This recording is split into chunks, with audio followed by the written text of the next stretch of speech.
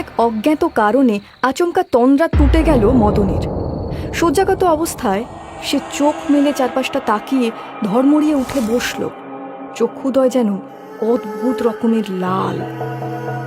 নিজের পাশে ঘুমন্ত স্ত্রীকে পার কয়েক ঠেলা দিতেই ঘুম জড়ানো গলায় তার স্ত্রী চাঁপা বলল, কি হলো, এত রাতে ডাকছো কেন, কি হয়েছে?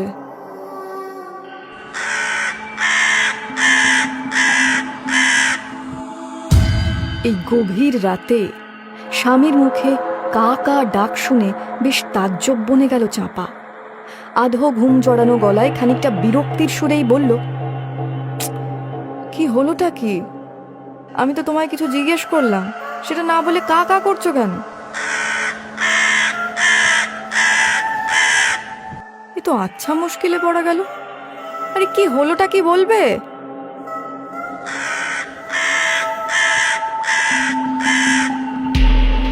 ওগো, কি হয়েছে তোমার? কি গো, কথা বলো না, অমন করছো কেন? তোমার কোনো কষ্ট হচ্ছে? নিজের করা প্রশ্নের কোনো উত্তরের পরিবর্তে বারংবার কা কা ডাক শোনাটা চাঁপার মনে খানিকটা বিরক্তির সাথে ভয়ের উদ্রেক করল। তোমার শরীর খারাপ লাগছে? একটু একটু জল খাও, দেখো দেখো ঠিক হয়ে যাবে। দাঁড়াও, তুমি একটু অপেক্ষা করো, আমি এক্ষুনি জল নিয়ে আসছি। কথা শেষ করা মাত্রই আর বিন্দু মাত্র সময় অপচয় না করে চাঁপা তড়িঘড়ি শয্যা ত্যাগ করে কলসি থেকে জল আনতে যাওয়ার সময় তার চোখ পড়ল সামনের খোলা জানালার দিকে। খোলা জানালার দিকে তাকাতেই চাঁপা যা দেখল তাতে এক মুহূর্তের জন্য তার রক্ত হিম হয়ে যাওয়ার উপক্রম হলো। সে দেখল বেশ কয়েক জোড়া লাল চোখ এক দৃষ্টে তার দিকে তাকিয়ে রয়েছে। চাঁপা বুঝতে পারল এ চোখ কোনো সাধারণ চোখ নয়, কিন্তু চোখগুলো কাদের সেই প্রশ্ন তার মনকে বারংবার নাড়া দিতে লাগলো। কিন্তু কোনো অজানা ভয় বা আতঙ্ক তাকে বারংবার বাধা প্রদান করলেও অবশেষে নিজের মনের উদ্রেক হওয়া কৌতূহল নিরসন করতে না পেরে সে খানিকটা এগিয়ে গেল জানালার দিকে। কাছে যেতেই সে বুঝতে পারল সেই চোখগুলো কোনো পাখির, তবে সেই চাহনি বড্ড ভয়ঙ্কর। আর দাঁড়িয়ে থাকতে পারল না চাঁপা। সেদিকে আর বিন্দু মাত্র দৃষ্টিপাত না করে কলসি থেকে জল গড়িয়ে সেই জল তুলে দিল মদনের হাতে। কিছু হয়নি, কিছু হয়নি, সব ঠিক হয়ে যাবে, সব ঠিক হয়ে যাবে, তুমি ঘুমিয়ে পড়ো, আমি আছি তো। মদন আর কোনো কথা না বলে নিজের দেহটা পুনরায় এলিয়ে দিলেও পাশে শুয়ে চাঁপা দু চোখের পাতা এক করতে পারল না। নিজের মনে বিড়বিড় করতে লাগলো, আমি নিশ্চিত ওই চোখ কোনো সাধারণ পাখির চোখ নয়। কোনো পাখির চোখ এরকম লাল হতে পারে না। এসব ভাবতে ভাবতে তার নিজের অজান্তেই দু চোখে ঘুম নেমে এলো।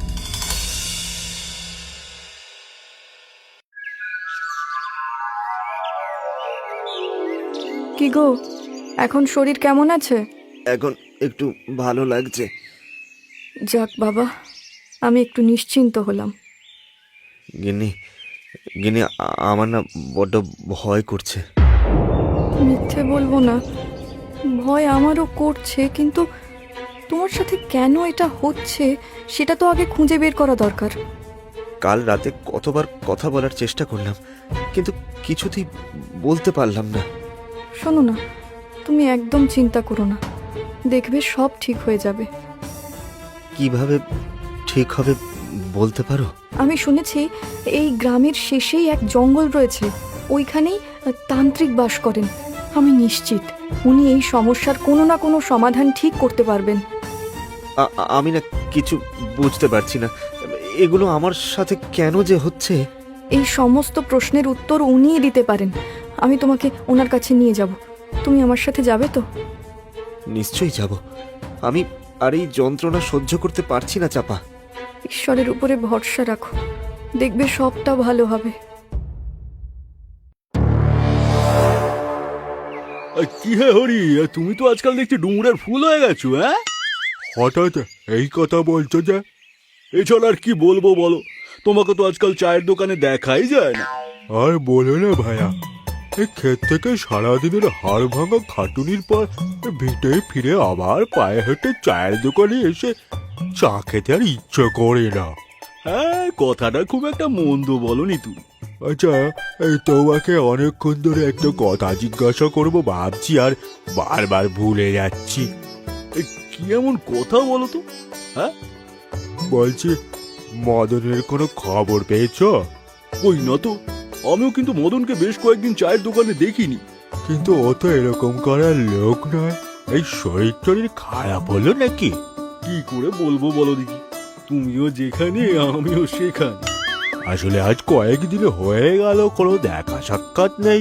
ওর মতো একটা চা পাগল মানুষ এতদিন চায়ের দোকানে না আসাটা আমার তো অন্তত বেশ অস্বাভাবিক লাগছে। তাহলে বরং এক কাজ করি, বুঝলে, এই পথে বরং একবার বাড়ি গিয়ে ঢু মেরে আসি, কি বল? কথাটা মন্দ বলনি, তাই বরং চলো। আরে ওটা কি বলতো, এই মদন না? হ্যাঁ, তাই তো মনে হচ্ছে। আরে কে মদন? আরে ওদিকে যাচ্ছ কোথায়? দূর থেকে ওদের বলা কথাগুলো মদন শুনতে পেল কিনা ওরা স্পষ্ট বুঝতে পারল না। ওরা দেখল মদন ওদের কথাগুলো না শোনার ভান করে চায়ের দোকানের পাশ কাটিয়ে হনহন করে সামনের দিকে এগিয়ে গেল। আচ্ছা, কি ব্যাপার বলো তো? আমিও তো সেটাই ভাবছি। তুমি দেখলে মদন আমাদের কেমন একটা না দেখার ভান করে চলে গেল। আজকালকার দিনে কে কিরকম মানুষ বোঝা খুব দায়, কিন্তু এত হনহনিয়ে গেল কোথায়? সে যেখানে ইচ্ছে যাক, তাতে আমাদের কি? আচ্ছা, আর একটা জিনিস দেখলে? কোন জিনিসের কথা বলছো বলো তো? মদনের পিছনে পিছনে মনে হলো এক ঝাঁক কাক ওর পিছনে পিছনে যাচ্ছে। এই ব্যাপারটা না আমার কেমন যেন একটা লাগলো, বুঝলে? ব্যাপারটা কিন্তু বেশ অদ্ভুত, তাই না? হ্যাঁ, সেই তো বলছি। যাকে চলো, কথায় কথায় অনেকটা আবার দেরি হয়ে গেল। এবার ভিটে ফিরতে হবে। ঠিক আছে, কাল তাহলে সময় করে চলে এসো, কেমন? আচ্ছা, আসবো আসবো, হ্যাঁ ঠিক আছে আসবো। কি বলো তো, আসলে একলা একলা চা খেতে একেবারে ভালো লাগে না। কেউ সাথে থাকলে সময়টাও কেটে যায়। আজকের মতো তাহলে বিদায়। হ্যাঁ,